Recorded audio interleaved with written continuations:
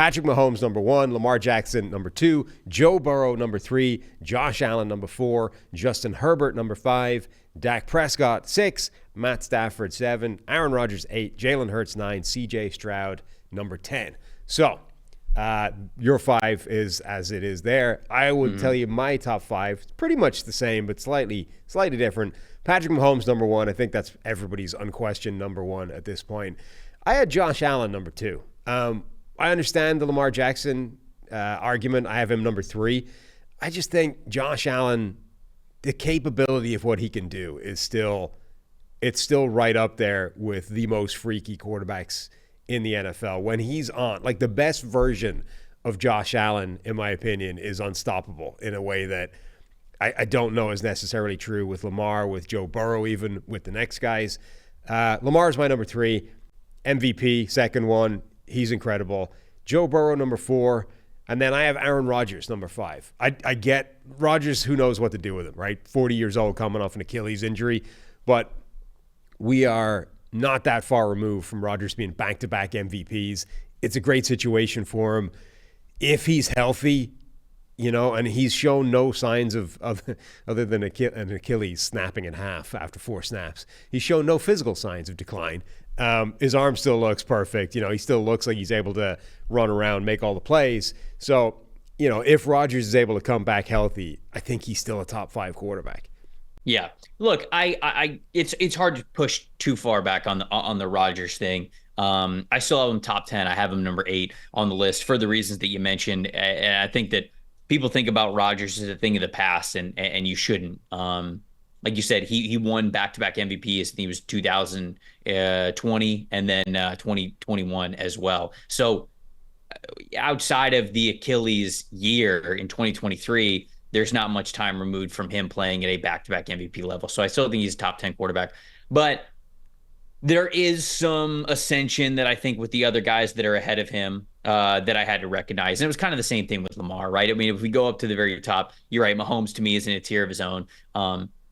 In reality, any of those top quarterbacks can beat anybody, but Mahomes has gotten the edge so many times. You got to put him at number 1.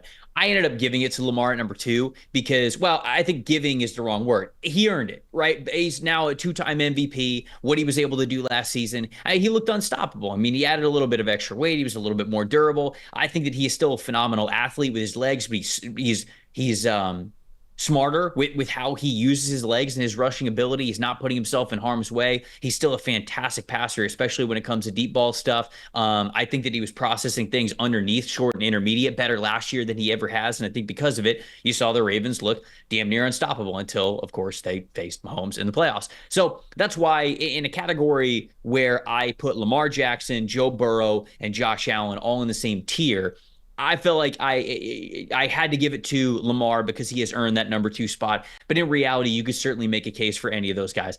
I just love the assassin that Joe Burrow is between the ears. I love the way that he processes the game, the pinpoint accuracy. It's just the man makes magic happen from the pocket. And I just think that what he has done over the last couple of years when he has been fully healthy has been tough to match. The same thing can be said from a talent standpoint with Josh Allen, but those guys are all in the same bucket. I mean, I can sit here and talk about how great they are individually, but ultimately it was a numerical list, and that's how I kind of came up with it. But then the guys that were separating them from your 5th guy and Rodgers is I have Justin Herbert at number 5. I think that Herbert's an unbelievable talent. I think that the arm is certainly there. I think that the receiving core was terrible last year. The offensive line wasn't good last year. The running back room was not efficient last year. And I'm not trying to make excuses for the guy, but I'm saying, okay, maybe not this upcoming year, but genuinely, year 2, year 3 of Jim Harbaugh, we're going to be, I think that it's going to be unquestioned that Justin Herbert's going to be a top 5 quarterback in the NFL. And you're going to run out of excuses for reasons to think otherwise. So Dak's number 6, because I mentioned earlier in the show, he was my runner-up MVP. If you weren't giving it to Lamar Jackson, you were giving it to Dak. Unbelievable season last year. Second in big-time throws in the regular season. I think he was number 1 in turnover-worthy plays. His play rate under pressure was unbelievable last year. Just the awareness, the veteran savvy from him while still having the great physical ability with his arms and with his legs a little bit. It was all there for Prescott last year. And it is. I write this in the article. It's a damn shame that that playoff game, he was as bad as he was because they didn't just lose. Like, he was terrible in that game. And it sucks because he had 17 games where he was absolutely fantastic. And then in the game that's supposed to matter the most, he was, I mean, it was one of the worst games of Prescott's career, especially that first half of that game. So what he did in the regular season, it was hard for me to put him any further than 6 just because it was phenomenal. There's a bigger sample size for it. But that's ultimately kind of how I came up with the rankings that I have. Yeah, it's interesting. I think a year ago we had the same conversation, and the kind of agreed upon tier was Mahomes, Joe Burrow, and Josh Allen as the top 3. And we had the same conversation, like, does Mahomes belong in his own tier of 1, or can you put those 3 guys in the same group? And then Lamar Jackson, with that second MVP season, forced himself. Now it's, I think, a tier of 4, and you have the same conversation. Mahomes probably in a tier of his own at number 1, and then Lamar, Burrow, and Allen are the next 3 guys that you debate.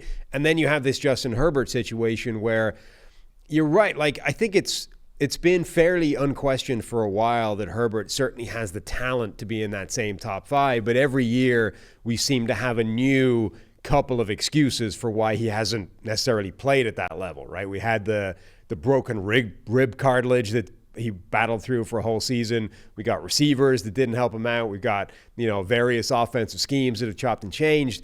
And it's like, is that going to be who he is for his entire career? You're sort of every year you find a reason that he didn't quite tap into the full potential, or he's just had this unlucky, relatively unlucky run at the start of his career, where every year there's been something, and then eventually, as you say, like maybe year 2 of Harbaugh, it all comes together, and that's when Justin Herbert catapults himself firmly to the top of this list, along with that elite sort of trio or 4 that we're talking about. That's where I think we're headed, genuinely, because I feel like we've already seen signs of that from Herbert, and I think a lot of people like to point to the lack of team success, and it's just like the game of football is a team game. Yeah, quarterback means the most, but Justin Herbert's played really, really well. So I don't know, man. I just get so sick of the Herbert debates of what does he want? Shut up.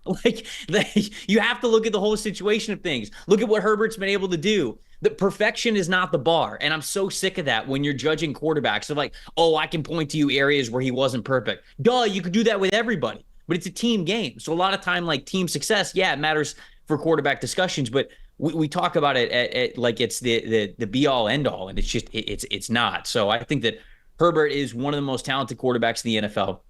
His numbers reflect that. His efficiency, it reflects that. And I think that even when his team has let him down, to me, Herbert continually elevates the entire group around him. There's only so much that you can do when you have certain situations that aren't up to par. But to me, the reason why I recognize him at number 5 on this list is because Herbert elevates so well. And he has done that already multiple times in multiple years throughout his career. So you've got a little bit of longevity with it. And I really do think that Harbaugh is the right guy for that organization. He's the right guy for Justin Herbert. And again, maybe not this year, his first year, but year 2, year 3 of Jim Harbaugh, I think we're talking about the Chargers as a future powerhouse, and I think we're talking about Herbert as an easy top 5 quarterback in the league.